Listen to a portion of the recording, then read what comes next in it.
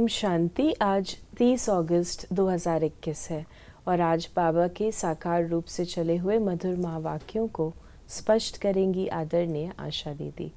ओम शांति दीदी। ओम शांति। बाबा ने कहा, मीठे बच्चे, तुम्हें अभी रूहानी कारोबार करनी है। रूह समझकर हर कर्म करने से आत्मा निर्विकारी बनती जाती है। क्योंकि देह भान से सब विकारों की उत्पत्ति होती है ना, तो जितना जितना हम आत्म स्थिति में रहेंगे तो निर्विकारिता आएगी। प्रश्न है, स्वर्ग का वर्षा लेने और स्वर्ग में ऊंच पद पाने का आधार क्या है? उत्तर, ब्रह्मा कुमार कुमारी बने तो स्वर्ग का वर्षा मिल जाएगा, परंतु ऊंच पद का आधार है पढ़ाई। अगर बाप का बनकर अच्छी रीति पढ़ाई पढ़ते हैं, पूरा पवित्र बने तो राजाई पद मिलता है। कोई पूरा पढ़ते नहीं, कर्म बंधन है। पूरा पवित्र नहीं बने और शरीर छूट गया तो प्रजा में भी साधारण पद पालेंगे। ये बाबा ने समझ दी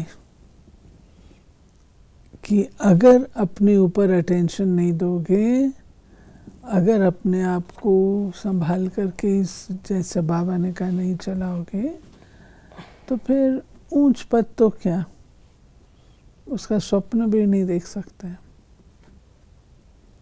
जैसे अभी बाबा ने जो बताया, पूरा पढ़ते नहीं, पवित्र नहीं बनते, साथ में बाबा ने कहा कर्म बंधन है, तो इसको स्पष्ट करें। कर्म बंधन हमारे संस्कारों के कारण से होता है। कर्म बंधन मोटे रूप में लोग समझते हैं कि हमारी लौकिक लोगों के साथ, लौकिक की तो चलो वो एक है, वो एक कोना है, लेकिन जो रोज दिन संस्कारों के कारण से हम एक दूसरे के साथ व्यवहार करते हैं, वो किस खाते में जाता है? अब बाबा के पास जो बच्चे रहते हैं मधुबन में, यज्ञ में, उनको तो कोई लौकिक कर्म बंधन नहीं, सब छूटे हुए हैं उनके। फिर भी बाबा उनको कर्म बंधन की बात क्यों कहते हैं? क्योंकि हम ऐसे कर्म कर लेते हैं जिससे कि वो बंधन जैसे होते हैं। जो बाबा की अभी मुरलियाँ चल रही हैं, एक दो के आशिक बन जाना, तो वो क्या सेवा करेंगे? सेवा न करना, मौज से खाना, खाना पीना सोना, तो ये यज्ञ से कर्म बंधन नहीं बन रहा उनका। इसलिए बाबा समझ देता है।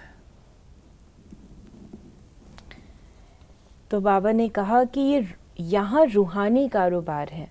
वास्तव में कारोबार चलती है रूहों की। आत्मा ही इस शरीर द्वारा पढ़ती है, चलती है, विकर्म करती है। इसलिए पतित आत्मा पाप आत्मा कहा जाता है। आत्मा ही सब कुछ करती है।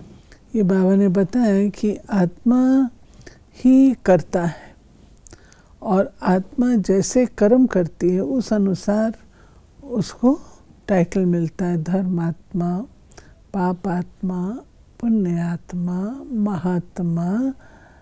तो ऐसा नहीं है, इसमें दो बातें हैं।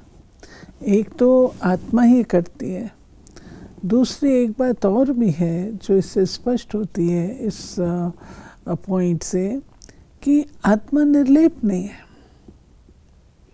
आत्मा जो करती है उस अनुसार उसको डेजिग्नेशन मिलता है। आत्मा के ऊपर ही लेप शेप चढ़ता है। पाप करेगी आत्मा तो ऐसे थोड़ी शरीर खत्म हुआ तो उसे पाप कर। अगर ऐसा होता तो नेक्स्ट जन्म जो है वो हमारा बहुत अच्छा होता।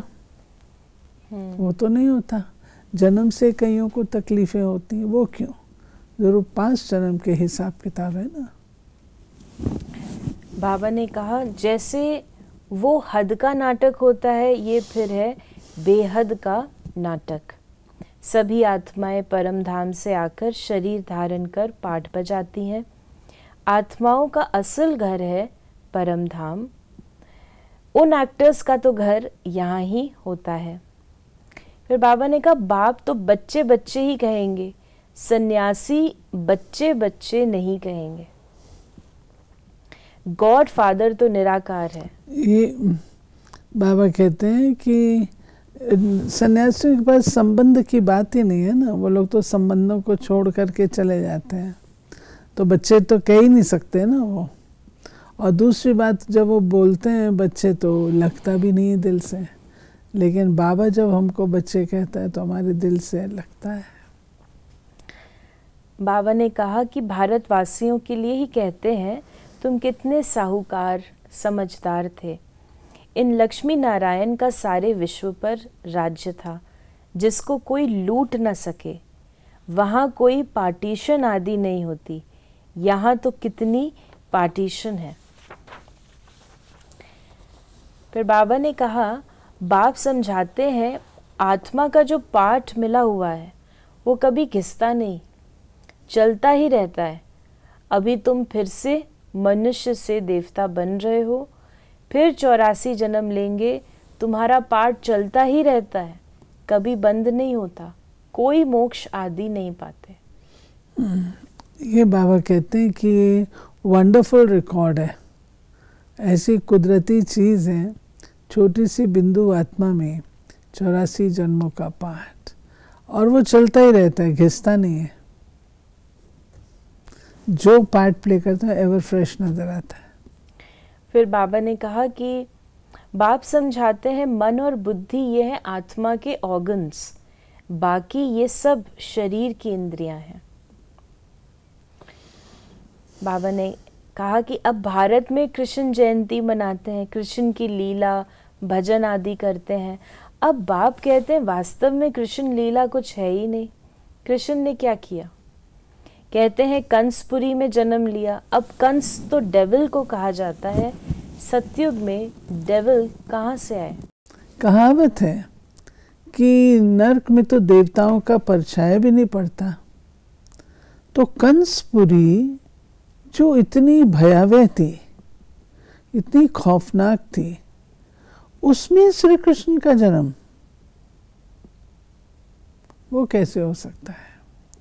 श्री कृष्ण का जन्म ऐसी कंसपुरी में, जो कि और वो भी जेल में, first Prince of golden age, और जन्म ले रहा है जेल में, तो ये बातें विवेक संगत नहीं लगती।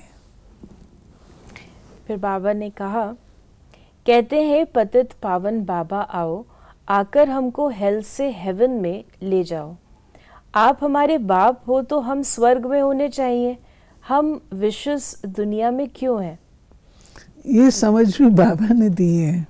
पहले तो ये समझ थी नहीं, बाबा ने दी है कि जब स्वर्ग का रचयिता हूँ मैं और वो तुम्हारा पिता है, तो तुम्हें कहाँ होना चाहिए। बाबा ने कहा कि तुम हो अभी संगम पर, अब तुम पतित दुनिया में नहीं, अब तुमको पतित दुनिया में नहीं जाना है। यह है कल्याणकारी युग, बाप आकर सबका कल्याण करते हैं। तुम अभी कृष्ण जयंती मनाएंगे, नहीं तो लोग समझेंगे ये तो नास्तिक है। नास्तिक वास्तव में उनको कहा जाता है जो अपने बाप को और रचना के आदि मध्य अंत को नहीं जानते।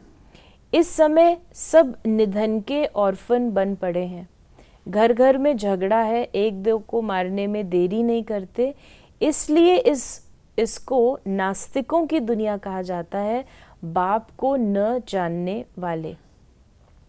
अभी तुम समझते हो हम पत्थर बुद्धि थे, बाप हमको पारस बुद्धि बना रहे हैं, और कोई तकलीफ की बात नहीं। बाप सिर्फ कहते 1 घंटा पढ़ो, अपने को आत्मा समझ, मुझ बाप को याद करो। बाबा तो ज़्यादा कठिनाई तो देता ही नहीं है ना। बाबा ने जो ऊपर में कहा कि भाई तुमको निर्विकारी बनना है, अब निर्विकारी बनना हो उसके लिए मैं इतना ही तो कहता हूँ ना, पढ़ाई पढ़ो प्रॉपरली। बाबा ने कहा कि तुम जानते हो अभी देवी देवता धर्म का कलम लग रहा है, जो भी देवी देवता धर्म वाले और धर्म में चले गए हैं वही आकर फिर ब्राह्मण बनेंगे। ब्रह्मा कुमार कुमारी बनने बिगर बाप से स्वर्ग का वर्षा ले नहीं सकते। फिर बाबा ने कहा, ये बाबा ने जो बात कही है ना, ये भी समझने की है। जब तक आप ब्रह्मा कुमार कुमारी नहीं बने हैं तब तक स्वर्ग का वर्षा नहीं मिल सकता। क्यों नहीं मिल सकता? आप शिव बाबा को याद करेंगे, शिव बाबा तो पार्ट में आते नहीं हैं, वो निराकार है। आपको मुक्ति धाम का वर्षा मिल जाएगा, लेकिन ब्रह्मा वो नई दैवी सृष्टि का रचयिता है। शिव बाबा उनके मुखारविंद से रचना रचते हैं। तो जब तक आप ब्रह्मा कुमार कुमारी नहीं बने, दैवी गुणों की धारणा नहीं की, तब तक आप स्वर्ग में जा नहीं सकते। मुक्ति मिल जाएगी। फिर बाबा ने कहा कि कई बच्चे कहते हैं, बाबा हम तो जानते हैं श्री कृष्ण सतयुग का पहला प्रिंस है, तो क्यों नहीं कुछ मनाए। अच्छा, हम कृष्ण की आत्मा को बुला भी सकते हैं, आकर खेल पाल करेगी, रास करेगी और क्या करेगी। गोप गोपियाँ तो यहाँ ही होते हैं, वहाँ तो प्रिंस प्रिंसेस आपस में मिलते रास करते हैं, सोने की मुरली बजाते हैं। ये सब खेल पाल तुम पिछाड़ी में देखेंगे, ये सब पाठ चलेंगे। शुरू में जो दिखाया गया, फिर तुम पुरुषार्थ में लग गए हो, अब फिर पिछाड़ी में साक्षात्कार होना शुरू होगा। कौन कौन किस पद को पाएंगे ये तुम जानते हो। बाबा ने कहा कि बाप बच्चों को समझाते हैं, दोनों तरफ तोड़ निभाओ। गृहस्थ व्यवहार में रहते पवित्र बनना, श्रीमत कहती है पूरे पवित्र बनो, पूरा वैष्णव बनो और विष्णुपुरी का राज्य लो। दोनों तरफ तोड़ निभाने से भावार्थ क्या है कि बाबा की हम लोग प्रायः हम कहते हैं भाई ये लोक लाज है, हमको करना है। दीदी लोक लाज होती है ना। अच्छा, लोक लाज है, मैं उसकी मर्यादा का तो इतना ध्यान रखती हूँ और ईश्वरीय कुल की लोक लाज मर्यादा का ध्यान इतना रखती हूँ, तो वो दोनों मेरे ठीक होने चाहिए ना, दोनों की बैलेंसिंग चाहिए ना। आज का वरदान है, नॉलेज द्वारा रावण के बहुरूपों को जानकर उसकी अट्रैक्शन से मुक्त रहने वाले हिम्मतवान भव। जो बच्चे नॉलेज द्वारा रावण के बहुरूपों को अच्छी तरह से जान गए हैं, उनके आगे वो नज़दीक भी नहीं आ सकता। चाहे सोने का चाहे हीरे का रूप धारण करे, लेकिन उसकी अट्रैक्शन में नहीं आएंगे। ऐसी सच्ची सीताएं बन लकीर के अंदर रहने का लक्ष्य रख हिम्मतवान बनो। फिर ये रावण की बहु सेना वार करने के बजाय आपकी सहयोगी बन जाएगी। प्रकृति के 5 तत्व और 5 विकार ट्रांसफ़र होकर आपकी सेवा के लिए आएंगे। ये जो बाबा ने कहा ट्रांसफ़र होके, तो ये भी समझना है हमको, 5 विकार वो कैसे ट्रांसफ़र, उसका जो ओरिजिनल रूप है वो क्या था। परवर्टेड फॉर्म है विकार, ओरिजिनल रूप हमारा है आत्मिक दृष्टि, काम को जीतने का, और क्रोध को जीतने के लिए रहम दिली, लोभ को जीतने के लिए संतुष्टता, मोह को जीतने के लिए अनासक्त वृत्ति, अहम को जीतने के लिए निमित्त भाव। ये हमारे ओरिजिनल थे। परवर्टेड फॉर्म ये हुआ रावण का, और उसके बाद फिर आकर्षण जो बाबा ने कहा बहुरूप उसके, और फिर बाबा कहता है इनको जीतने से ये तुम्हारे सेवक बन जाते हैं। स्लोगन है, सेवाओं में सफलता प्राप्त करना है तो निर्माण चित्त की विशेषता को धारण करो। तो ये थे बाबा के आज के महावाक्यों का स्पष्टीकरण। यदि आपके मन में कोई सवाल है तो आप मैसेज करें 8826599309 पर। ओम शांति।